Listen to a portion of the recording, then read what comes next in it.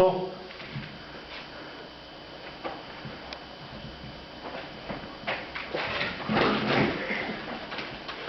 Soir. Ah merde. Bonsoir. Ouais, bonsoir et bienvenue à l'escalier du rêve, messieurs dames.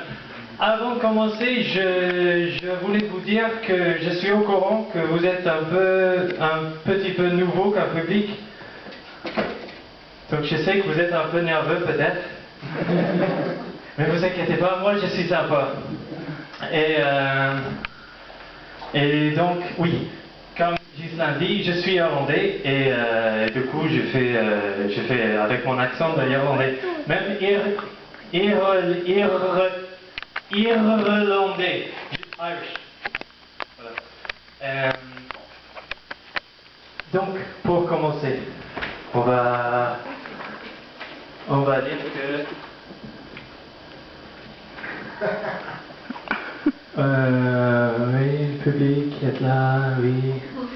Donc, oui, ah oui, le spectacle a déjà commencé, donc voilà. Et du coup, je suis là, très bien préparé. Hein.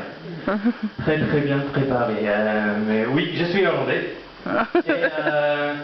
Mais ça va, on est des Européens, tous, quand même, et c'est vachement bien. Mais ça va. Il y a quand même des différences, comme en France, vous parlez même pas l'anglais. C'est complètement différent votre langue. Et mais c'est... Oui. Voilà. C'est pas que la langue, c'est aussi les voitures. Quand vous conduisez, même déjà vous conduisez sur le mauvais côté, mais bon. Mais aussi la façon de conduire. En Irlande, quand tu veux changer de voie, tu regardes le rétro, tu mets le clignotant, tu regardes le rétro encore, tu t'insères doucement et délicatement, et c'est bon. En France, test, ok. En France, non. En France, on prend le volant, on change de voie. Ben voilà. Et c'est tout, et c'est bien.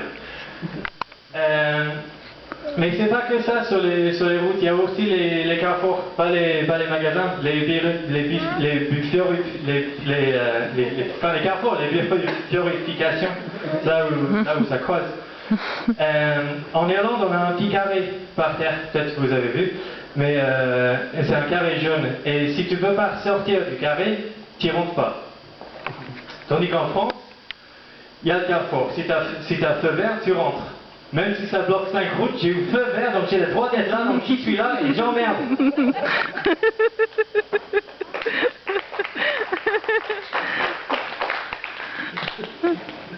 Merci.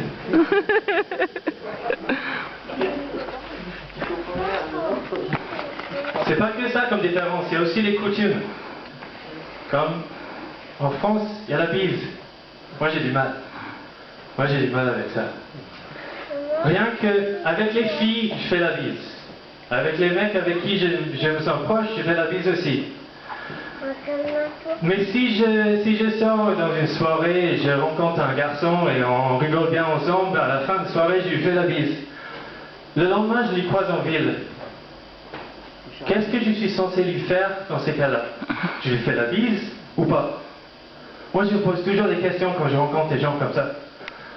Et du coup, je lui chope la main, je lui serre la main, je fais un câlin avec l'autre main, je claque la bise pour être sûr. Et ça, tout est couvert. Ça fait partie du spectacle hein, quand je regarde ça. Je connais tout.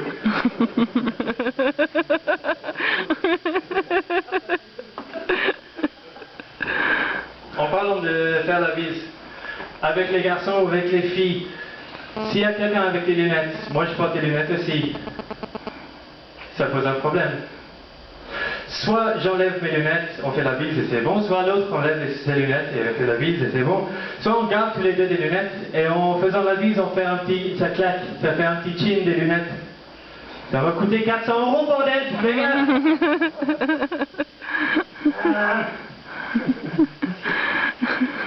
Serrer la main c'est facile. Tu chopes la main, tu serres, tu secoues un bon coup et c'est fait. Sauf quand l'autre, il a un problème avec sa main droite. Je commence, oh merde, il a la main droite qui marche pas trop. Merde, qu'est-ce que je fais? Je continue pour choper sa main droite qui marche pas, je retourne pour faire à l'envers ou je retire pour sortir ma... Ça me trouble toujours, faire les décisions, quoi que ce soit. La première rencontre avec ma belle-mère, c'était pareil, c'était un de ces moments-là. Et ça, c'est vrai, en fait. On porte tous les deux des lunettes. Elle retire les siennes, donc ça va, c'est tranquille.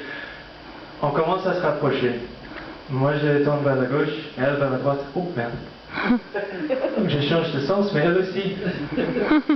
On continue de se rapprocher, et là, bam, un bisou en plein sur les lèvres de ma belle-mère. Oh, punaise, c'était tendu.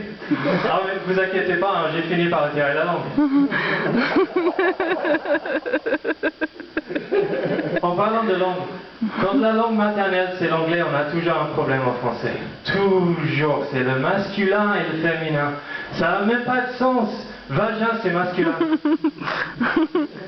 Comment ça? Mais même jusque-là, j'imagine que j'ai peut-être fait des fautes. Non? Si peu. L'accent? Si peu. Ok. Parce que je fais souvent des fautes pour le masculin et le féminin, pour les mots qui se ressemblent. Mais en général, on comprend dans le contexte. Comme si je parle des décisions qui ont été prises à Paris et je parle de la maire de Paris. Les Français, quand vous entendez ça, vous dites « Ah, il s'est trompé, il voulait dire le maire ». On comprend dans le contexte. En général. Quand j'étais en Champagne pour faire les vendanges, on est à deux dans les vignes. Et je coupe une branche et je fais tomber de l'autre côté. Et donc je dis à mon collègue, « Hey Cédric, j'ai fait tomber un crabe de ton côté. » Lui, dans sa tête, au lieu de changer un pour une, il entend un crabe. Dans les vignes, en Champagne, je lui dis, « Mais comment ça que je fais tomber un crabe dans les vignes à 300 mètres d'hauteur, à même 100 mètres de même une lac ?» Un lac, il me dit. Et le soir même, avec le même mec, je lui parlais de ma copine et je voulais lui expliquer à quel point elle est chiante. Non. Elle est unique. Non, si, elle est chiante. Et je voulais lui dire que quand elle est née, ils ont pété le moule.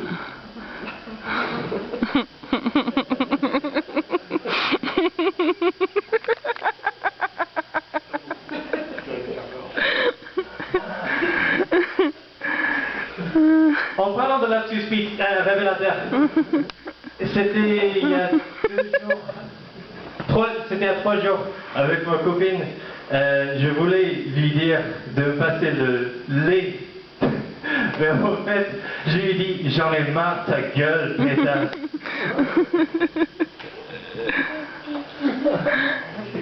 On mince, les gamins. Oui. Bouchez les oreilles, les gamins. C'est... Moi, ça va, c'est pas comme ils entendaient pas. Donc, Carrefour, le magasin, pas le Carrefour, ils ont toujours des affiches derrière les paquets où c'est marqué « peut contenir des traces d'arachide ». Hein? Même sur les cacahuètes. Et quand je vois ça, ça veut dire qu'il y a un peu de ce que je viens d'acheter dans ce que je viens d'acheter. C'est comme ça, sur une bouteille de lait peut contenir des traces de produits laitiers. Mais je regarde souvent sur les paquets pour voir s'il n'y a pas des mycoses, MDMA, non. Tu sais, les produits bizarres de chimie, tout ça. Et je regarde sur un bar de chocolat. Et c'était marqué, peut contenir des traces d'arachide. C'était ça la liste des ingrédients. C'est tout. Ils ne savent même pas ce qu'il y a dedans. Mais c'est comme si mon pote Bob, il fait un gâteau. Et je fais, hey Bob, c'est quoi dans ton gâteau? Il fait, ah, je te dis pas ce qu'il y a dedans, mais je te dis ce qu'il y aura peut-être pas. J'ai pas envie de manger ton gâteau. Aussi, à Carrefour, lorsqu'il y a un match, il y avait un quiche où c'était marqué, vous savez quand c'est marqué goût chocolat, Il n'y a pas de chocolat dedans, c'est des produits qui ont le goût d'un chocolat. Eh bien, sur une quiche, c'était marqué goût viande. Pas goût poulet. Pas goût bœuf, goût viande. T'imagines les scientifiques dans le labo?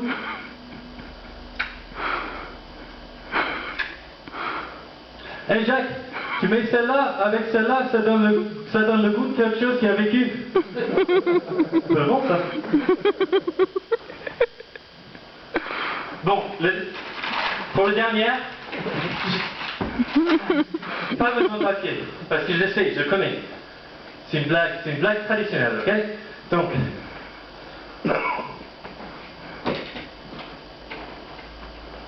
ah oui. Et le gros il dit, moi j'ai pas de fille moi.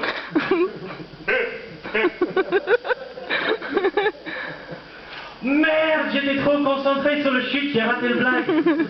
Oh. Bon, je vais aller réviser. Merci, au revoir.